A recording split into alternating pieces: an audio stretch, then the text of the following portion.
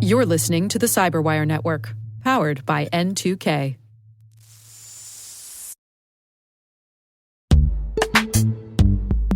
This exclusive N2K Pro subscriber-only episode of CISO Perspectives has been unlocked for all Cyberwire listeners through the generous support of Meter, building full-stack zero-trust networks from the ground up. Trusted by security and network leaders everywhere, Meter delivers fast, secure by design, and scalable connectivity without the frustration, friction, complexity, and cost of managing an endless proliferation of vendors and tools. Meter gives your enterprise a complete networking stack, secure wired, wireless, and cellular in one integrated solution built for performance, resilience, and scale. Go to meter.com/CISOP today to learn more and book your demo. That's meter.com/CISOP.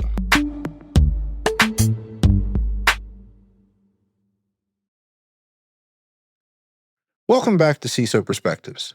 I'm Kim Jones, and I'm thrilled that you're here for this season's journey.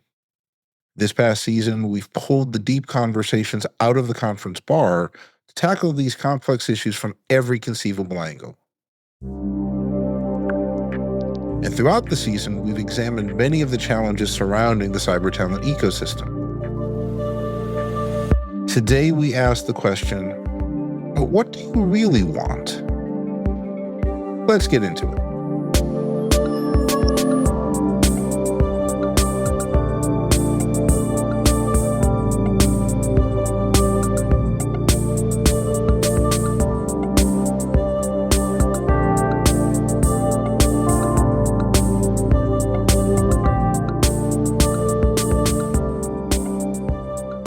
On today's episode, I'm excited to sit down with Ed Vasco.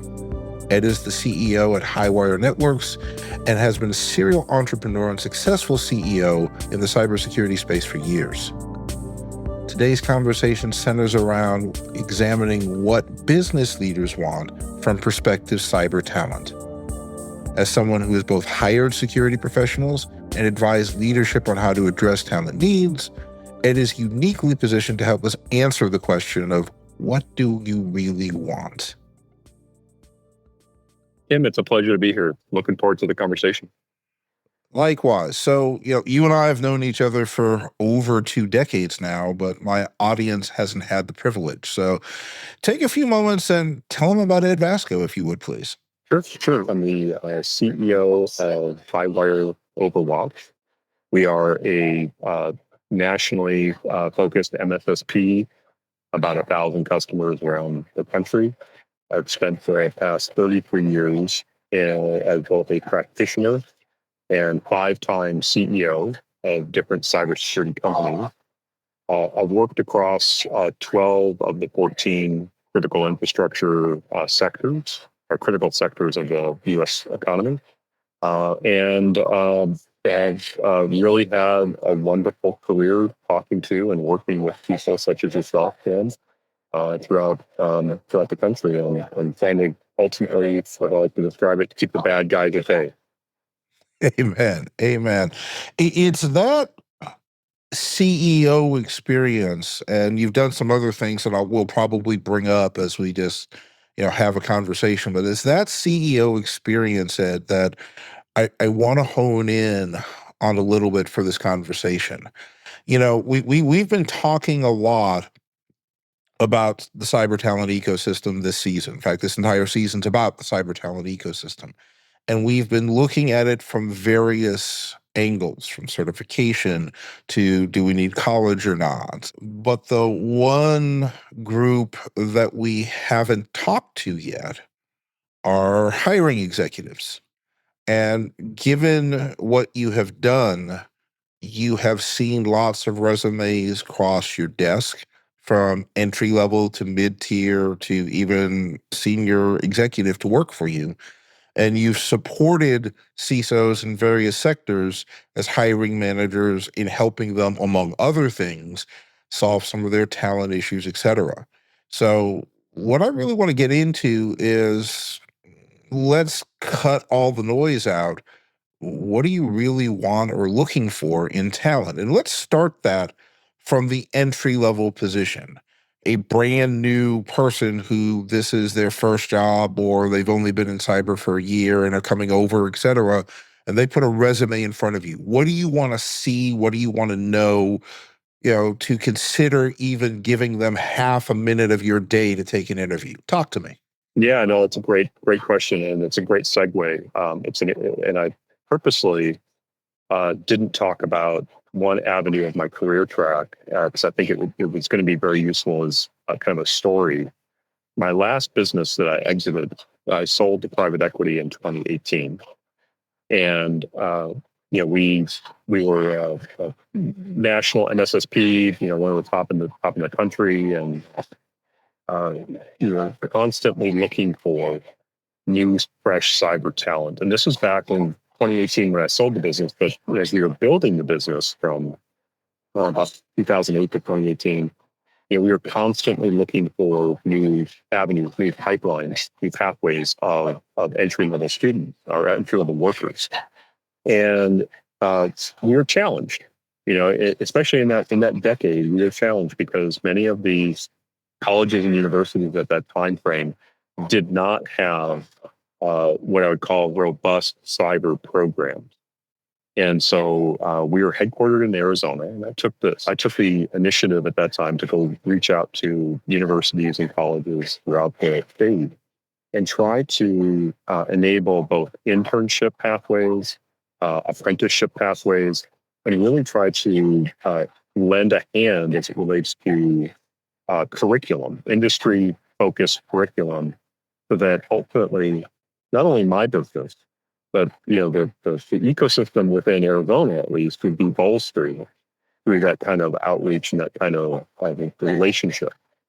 And what we kept finding consistently was that we would bring in the best and brightest, most passionate cyber-related talent throughout the state, and consistently found that these students who wanted to get into this career path at an entry level still lack critical experience, critical training, critical understanding of the what and how to be successful. And so, like many of my competition, like many operational SOCs and service providers such as my former business, we went through the process of actually establishing an internal university of sorts. So we would take in fresh college grads, fresh interns, convert them to workers, to entry-level workers, and still put them through a 6-month training cycle and enable them to get certifications, enable them to get the necessary baseline training that they simply just weren't getting in their college experience, or even just normal non-college experience.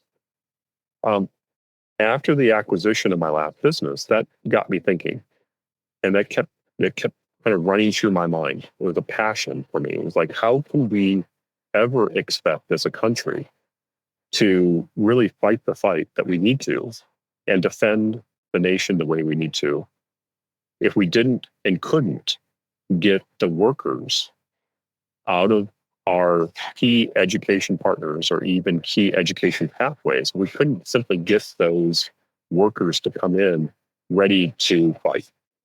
And if I use a military analogy, and Kim, you'll correct me because I didn't ever have a chance to serve. I chose not to serve, and you did, so you're going to correct me here. But effectively, this would be like if we relied upon basic training to give infantry soldiers an understanding of how to shoot a gun, how to crawl through muck, and how to do certain kinds of basic things, and basic training was failing to produce the type of infantry we needed on the battlefield. And that's effectively what we have and had in 2018, and I would contend still kind of continue to have as a nation. I want to inject here before I lose this point, or to ask a question of you. That is an absolutely fabulous analogy, and so well done on your military analogy. So let me take it to the next step. Um, It seems to me, though, and we've had guests here, and Dr. Laura Ferry is who is one of my guests as well, Mhm. that part of the challenge here for those institutions in terms of providing what we supposedly want is an understanding of what we want. I know that at basic training, I need them to be able to shoot this standard array of weapons out here. And if they can do that and understand what a salute report is and what mount training is, et cetera, Mhm. the acronyms don't matter, that will meet the needs. Yep. Part of the challenge that, we seem to see now is you ask 15 CISOs what we need and you get 457 different answers. And it seems that if I don't meet the answer that exactly what this particular individual wants, then the value proposition is considered limited.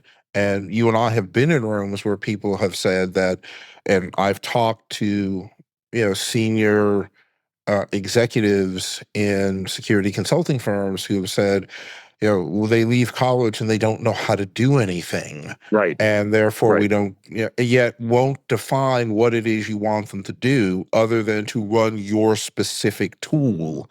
And we all understand that universities can't focus on running your specific tool versus understanding both the theory and being able to have the grounding to do that.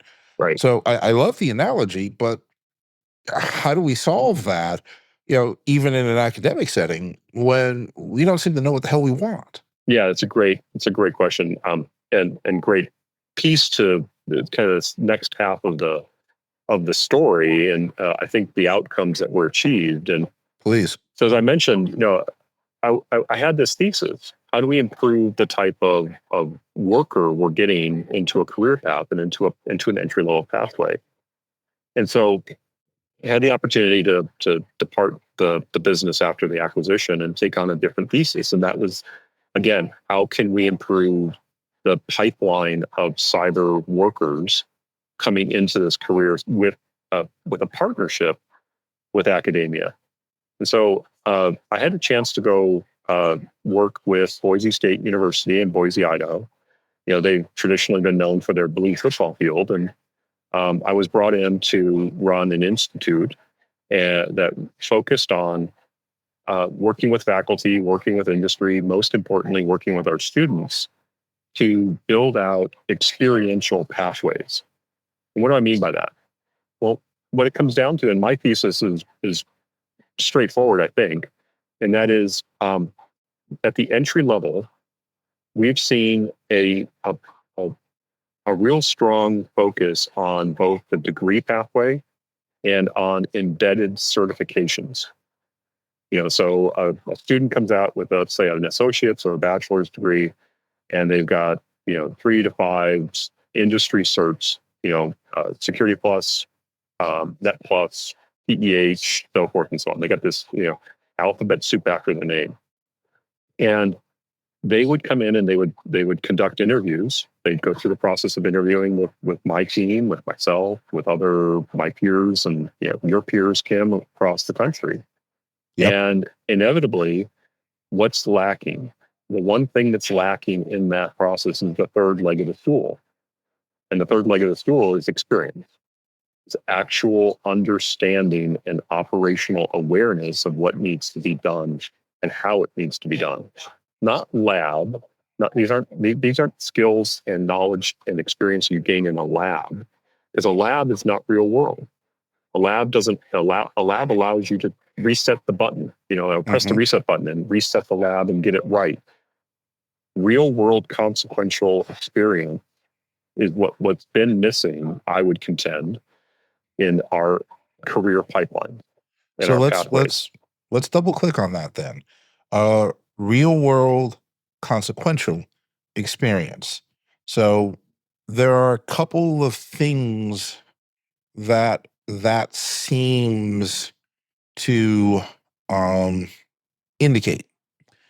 Well, one, we need to talk about the definition of consequential and how that can vary amongst folks, because in some cases, consequential tends to mean focused experience within the particular area of cyber that I'm hiring you for. But there's also the piece that says it seems that what that is saying is, since the idea behind an educational pathway is to get the job, to get the experience, that are we saying that there is no such thing as an entry level position in cyber? Because we expect that everyone comes in with some level of experience, and if we're saying that, then that's fine. But Yeah, yeah. yeah, Well, talk to me. the sector metaphor and the workforce metaphor that I've aligned to is the medical program, medical pathways. Okay. We anticipate and expect our medical professionals to not only get lab, and skill development through classrooms, skill development through labs, where they're able to press that reset button and get Yeah. the procedure correct. But their But third year is basically all working practical application. that's exactly it. That's exactly Okay. right. And so ultimately, what we're lacking in our academic structures throughout the country is a focus, or have been lacking. Let me say it that way. Have been lacking is a focus on that experiential pathway, that experiential learning, so that they can apply the practical experience that they've received in lab and the knowledge that they've received through classes in a real world situation. Let's double click on that, not just on the academic side, but it's also worth remembering that that works because it is an expectation of the profession such that the hospitals that are looking to receive these new doctors understand that part of this process is you're going to take on an individual and put them to work doing real work. I have seen a reluctance, and I'm wondering if you've seen the same reluctance amongst our cyber brethren. We still have Fortune 500 companies who, it's too hard. We don't want to take on the liability. If they do something wrong, then we're going to take the blame, et cetera, and don't want to do that. So is it just the academic side, or if what you're saying conforms to what we collectively believe, why the hell aren't we doing it as a profession? Well, and it's a great question, and that's actually was one of the challenges of bringing experiential learning into Yeah. the programs at Boise State. But the realization, the epiphany for me was that just like in medical space, we have training hospitals, we have training programs that, so not all medical, not all hospitals, not all doctors' offices accept residents, accept residencies. There are a select number, and it's by that selection process that the industry within the medical program gets moved forward. And so there's this self-selection. Most of these teaching hospitals are attached to a university. They are attached to they combine the academic program and the experiential learning program. So I took the same kind of metaphor, same sort of alignment, and said, well, the benefit I have here is that I'm attached into a university. They've given me the opportunity to build these kinds of platforms. Let's say, in your experience as an operational cyber leader, would you be willing to allow early career professionals that opportunity to come into a commercial SOC or into an operational SOC like you've run and have consequence? I doubt you would. And I realize, you're the exception, but everybody else we've ever talked to across the country would typically say, I'm not about to have entry level, not even level 1 analysts. These are like level 0 to level 0.5 analysts into my SOC could drive consequence.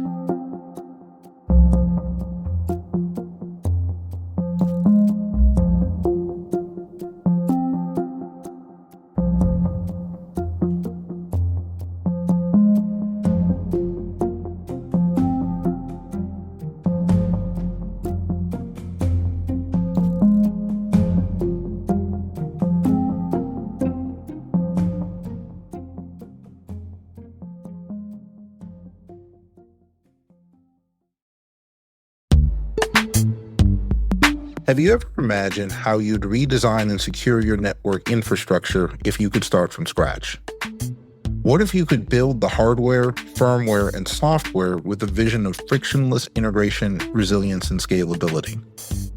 What if you could turn complexity into simplicity, forget about constant patching, streamline the number of vendors you use, reduce those ever-expanding costs, and instead spend your time focusing on helping your business and customers thrive? Meet Meter, the company building full-stack zero-trust networks from the ground up with security at the core, at the edge, and everywhere in between.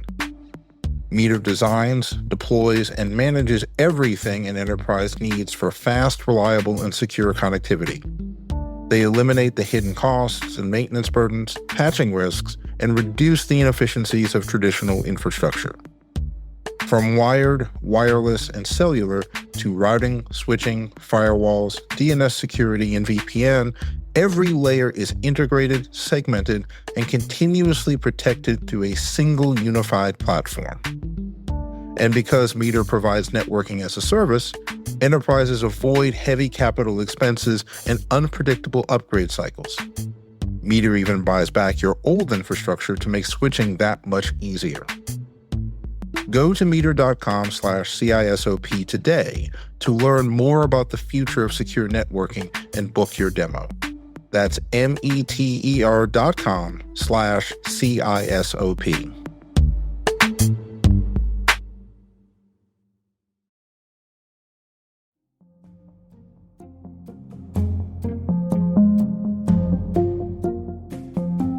You as a CEO are breaking on experience, not just knowledge, not just certs, but just, real world, tangible, hardcore constructive experience. You've created a model, and at least created one example of a model where academia can create an environment to provide that experience, a la the medical model or analogy that you used earlier, and do it in a way that serves underserved communities within cyber by creating real-world SOCs, providing information to smaller communities within the environment in a way that provides real defense with real consequence within the environment. So there are a handful of questions that come up from that model. The first question is, that model seems to indicate that the pathway for doing this is through some type, not even for you, but some type of higher institute of higher learning within the environment, which can fly in the face of some of the things that our community has supported, again, starting back in the 20 teens, in terms of migrating out of other job families into cyber boot camps within the environment, spot training within the environment to gain the skills that you need. So let's set the academic piece in terms of this model aside, but I'm going to push on the point and say, based upon your model, do you believe that these other things that the profession, the industry has been pushing on in the early days of, oh my God, we have a talent shortage, are viable methods to transition to cyber? So, that at the heart of your question, that leads to the are we a technical field or are we a professional? And Well, yeah. and I'm going to I'm going to make the CEO decision and not waffle. I lean towards the idea, not even lean. I expect that we are a profession that has technical representation. We have an opportunity to ensure that the pathways we create allow for people of not just diverse background, but diverse skills to engage in this field and achieve certain kinds of milestones at a career level. Is that to say that everybody should have a degree? No, but in the same fashion that not every single baseball, basketball, volleyball, pick the sport player plays at a professional level. You have to recognize that those professional players that do play at the professional level, where is it that a high school orientation is going to take you to the profession? Okay. And Okay. so if we kind of align both of those aspects, and and I will not just lean on I'll be solidly be in the camp that says we're a profession. If we don't treat ourselves as a profession that has technical orientation, then we'll ultimately be relegated into a position that doesn't have business orientation, that doesn't have all the other things that Kim, I'm sure I know you've talked about in other podcasts we've Yeah. talked about for years. The interesting thing that we had when we set up the experiential SOC at Boise State and throughout Idaho it served all of Idaho, was that we engaged not just Boise State students, but we engaged 2-year community college students. We engaged master's degree students. We engaged other institutions of higher learning. So it wasn't just Boise State, but our community colleges, our other 4-year institutions across the state were able to join into this program. And we ultimately then had, uh, you know, nonprofits that aligned to different communities, service members that were military service members that were transitioning back into the civilian sphere, that didn't necessarily have degrees, but they had experience, wanted to come in and volunteer so that they could put on their resume that they had experience working in this particular environment. We welcomed them with open arms. Okay. So Fantastic. yeah, And I think that gets to you've answered one of my follow-on questions, which would be, if I don't necessarily have the opportunity to go to an institute of higher learning, how do I get that meaningful experience? And reflecting back on what I think you're saying is, you've created something that was beyond just supporting Boise State. And by creating this entity, it created opportunities for other entities, academic or otherwise, to bring people in to give them that level of experience. Am I reflecting that back correctly? yeah. I mean, again, if I forgive the simple CEO metaphor, because I'm the thick-headed CEO. And if you think about Dilbert, I'm the pointy-haired boss.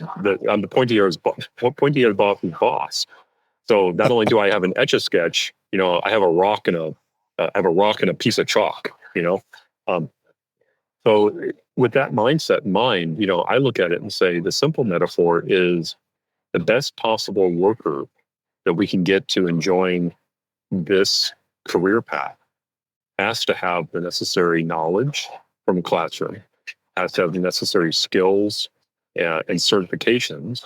So classroom being, a degree pathway, has to have the necessary skills for achieved through different labs or different certifications or whatever the case may be. And then ultimately, the third leg of that stool is experience. They have to be able to have a place where they can apply that knowledge and skill development in a way that help industry hiring managers, myself, yourself, our listeners across the country, gain the awareness that this person in front of them actually can do the work that they're asking them to do. So let me shift tacks a little bit. And given the model that you have implemented around the thesis that you have proposed, I have two challenges that I would love for you to address. One is the purple unicorn theory.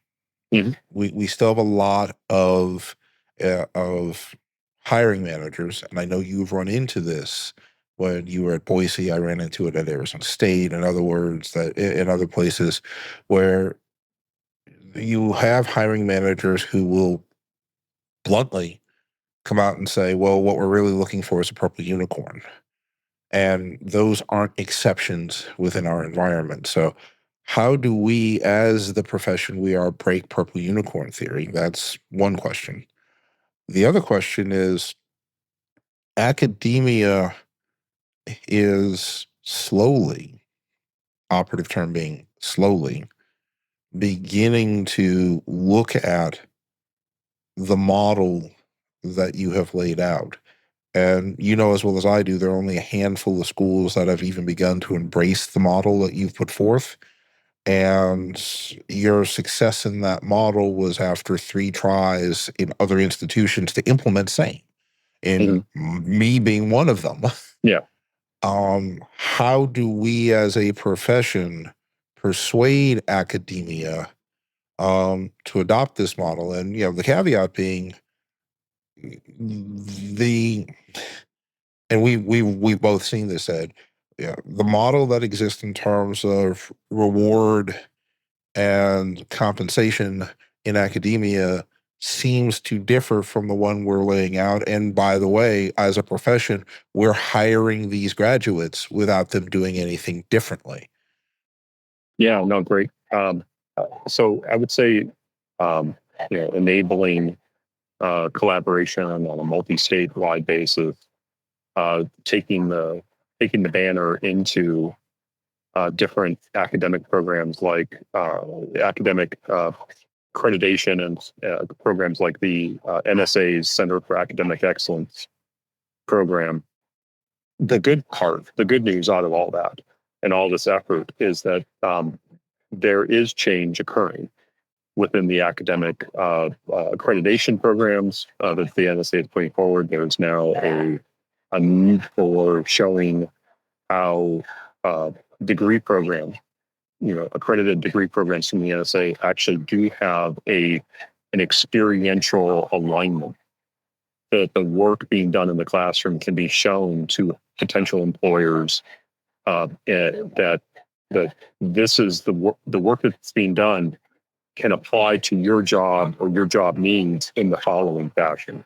And more importantly, enabling our students to be able to communicate that in an effective fashion. So there is this kind of change occurring, and that's great news for us as an industry.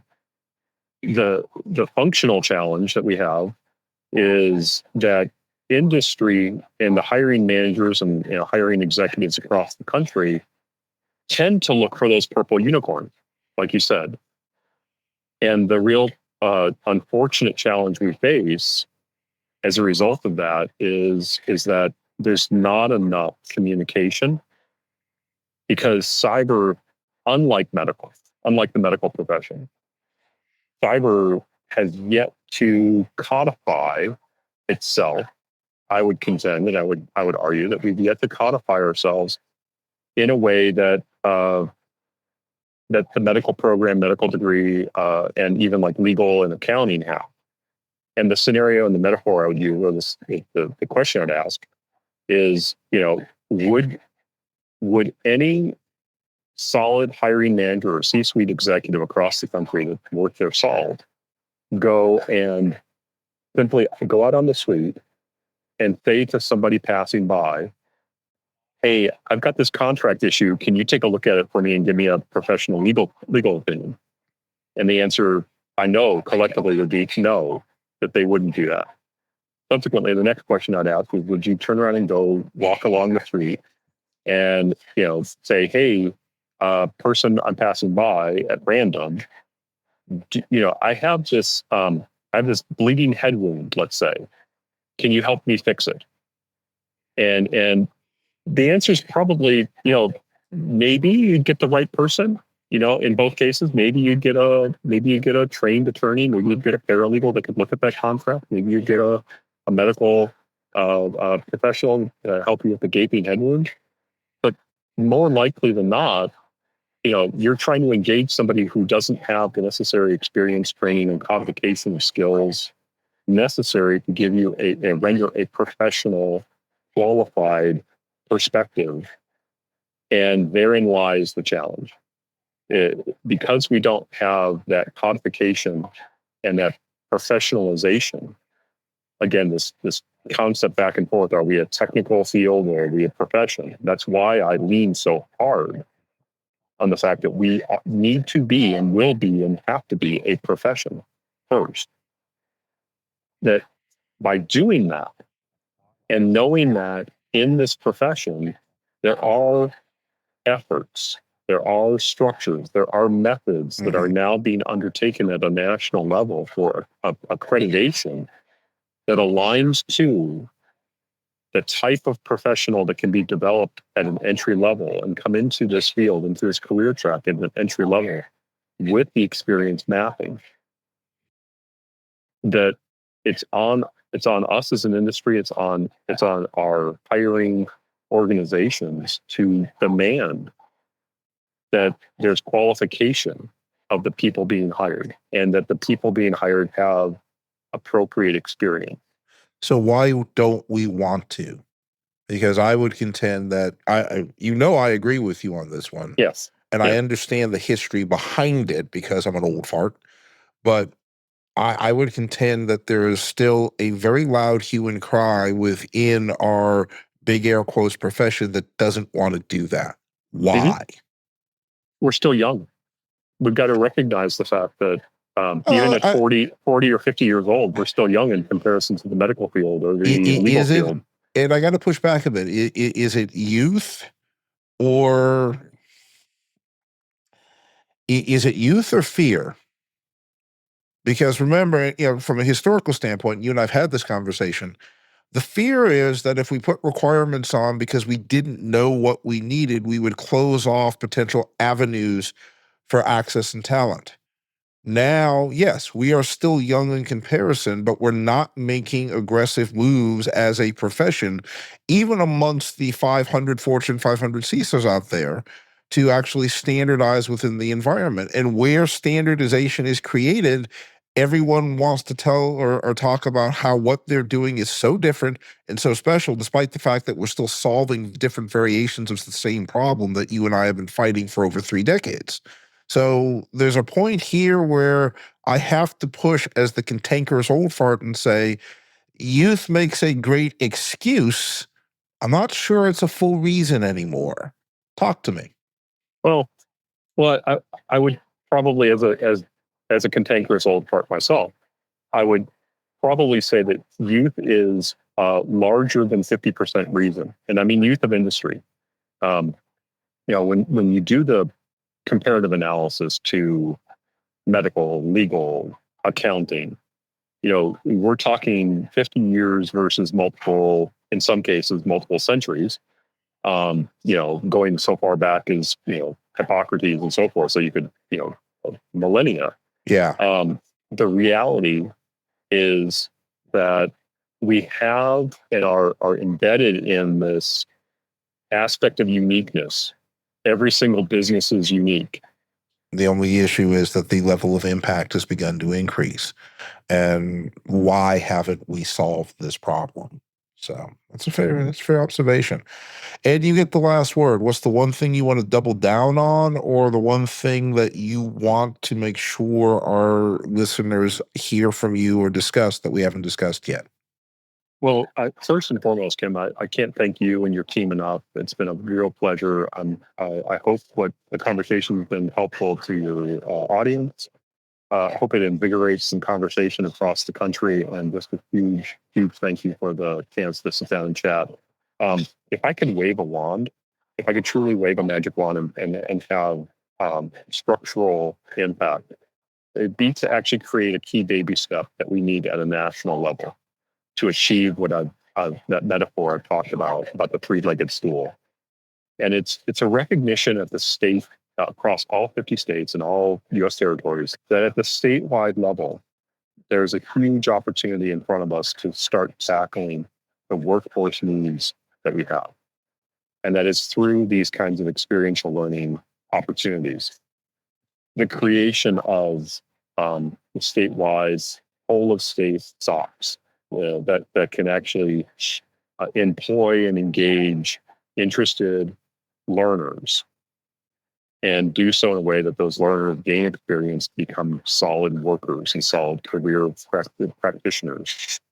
That if we start there and we start creating success there, that our commercial and employer communities and commercial SOCs and commercial pathways and operational pathways will start to recognize that this has success and has value, and we can start turning this tide eventually in the war that we're effectively losing and have been losing for decades.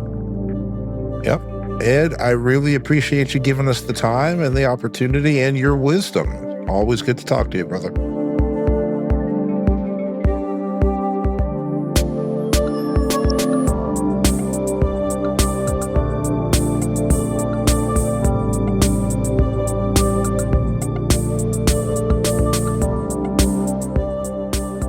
And that's a wrap for today's episode.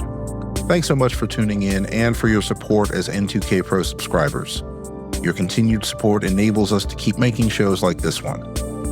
If you enjoyed today's conversation and are interested in learning more, please visit the CISO Perspectives page to read our accompanying blog post, which provides you with additional resources and analysis on today's topic. There's a link in the show notes. Tune in next week for more expert insights and meaningful discussions from CISO Perspectives. This episode was edited by Ethan Cook, with content strategy provided by Mayan Plot, produced by Liz Stokes, executive produced by Jennifer Iben, and mixing sound design and original music by Elliot Pelsman. I'm Kim Jones, and thank you for listening.